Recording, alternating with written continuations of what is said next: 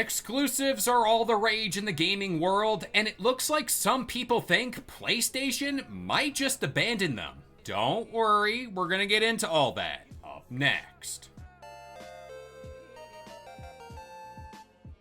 What's going on, guys? It's Kalo, and I'm here to give you the lowdown on all things gaming. And if you're new here, feel free to subscribe to this channel for weekly video game news content. Drop a like on the video, and welcome to the Level Up. So I know based off the title of this video, the subject matter of the video today, it's gonna garner a lot of reactions, and the only thing I can say right here at the start of the video, hear me out, hear the whole thing top to bottom, and then we can cast judgment. So where did this all start? Why are PlayStation exclusive games all of a sudden the talk of the town, when we all know that's what makes PlayStation great, right? Well, Thomas Mahler, who is the CEO of Moon Studios, also known as the studio behind the popular Ori franchise, chimed in on a story we talked about just the other day, which was that round of interviews that Phil Spencer held over the weekend. Some context there is, Phil Spencer basically said that Xbox really doesn't see exclusives are the way forward.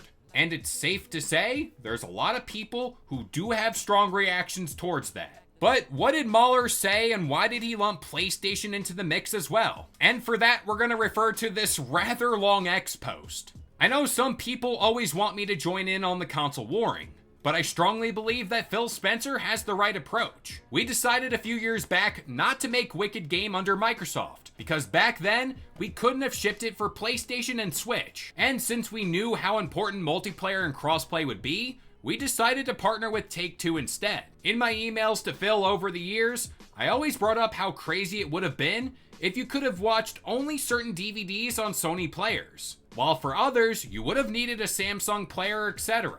I think we can all agree that this would have been nutty for films, so why are games any different? Xbox Series X and PS5 basically contain the same hardware nowadays, so porting from one platform to another isn't a big deal anymore.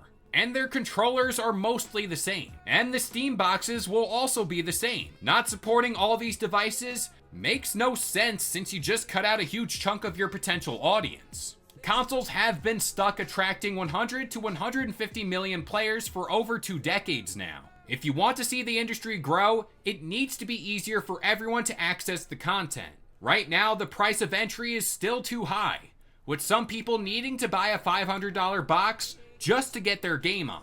You'd ultimately want everyone with a screen and controller to be able to play all their games in order to finally break through that barrier and make games available to everyone. I'd be surprised if Sony won't end up with the same strategy. People should buy the device they like the most, but they should have access to all the content. And yes, Nintendo will keep doing their own thing because Nintendo is Nintendo, and man oh man do I agree with that, and that's okay. Rooting for one huge corporation to sell more boxes over another strikes me as fantastically senseless. We should all just share in the love of games. Okay, so that was a lot to unpack, a lot to read off. I'm sorry if I butchered some of that, and there's some things I do agree with, and there's some things I'm kind of on the fence about. As for the entirety of this tweet, Phil Spencer seemingly was saying the exact same things when he did those interviews. He did mention how Microsoft views this as them evolving the gaming industry as we know it, and making it easier for publishers to develop games, and as we all know, those developers are dealing with these ballooning budgets. But that's where I splinter off from this idea, because I think that has a ton to do with poor management by these studios, and just spending money where it really doesn't need to be spent.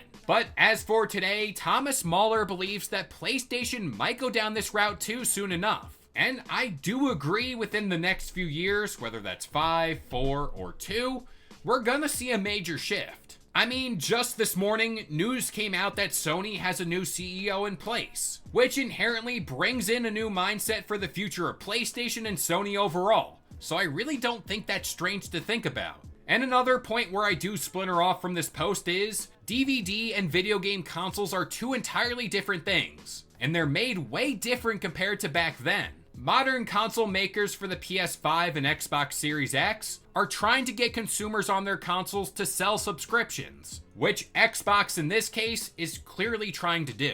And that's something I did bring up when it comes time for that brand new Xbox. How will Microsoft entice consumers to invest in the new Xbox and subscribe to Game Pass? And that's all if their games are just out there on any platform. But let's live in my perfect world of delusion, and let's just say by some weird miracle, Xbox kills it with this new strategy and proves everyone wrong.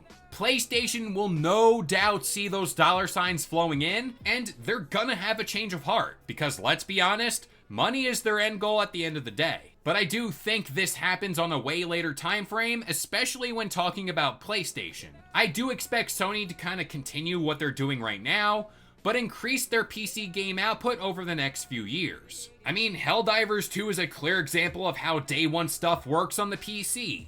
And at the very least, we should expect more live service games as day one releases on the PS5 and PC as well. As for their single player stuff like God of War and Spider-Man, I'm not too sold on that idea being expedited, especially since I think Sony holds those titles in more high regards. Maybe we do see a decrease in that time frame in which it's a console exclusive, and maybe that window goes down from maybe 6 months to 3 months, or maybe even shorter. But with all that being said, I'm gonna pass it off to you guys. What do you think about all this? Do you see PlayStation changing their mind over the next few years? Let me know in the comments down below. But that about does it here. I've been K-Lo, I gave you the lowdown on all things gaming, and if you're new here, feel free to subscribe to this channel for weekly video game news content, drop a like on the video, and this has been the Level Up.